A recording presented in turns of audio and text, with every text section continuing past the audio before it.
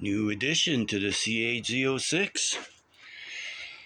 I don't know if anybody remembers the C3 starting in 68 used to have a engine identification plate on the console, and it used to display horsepower and torque figure numbers.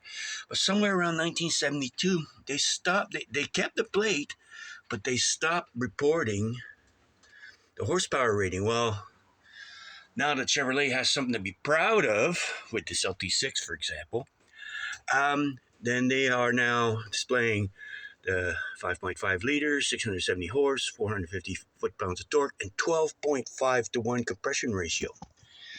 This part is not very well described in the parts catalog, and I've got my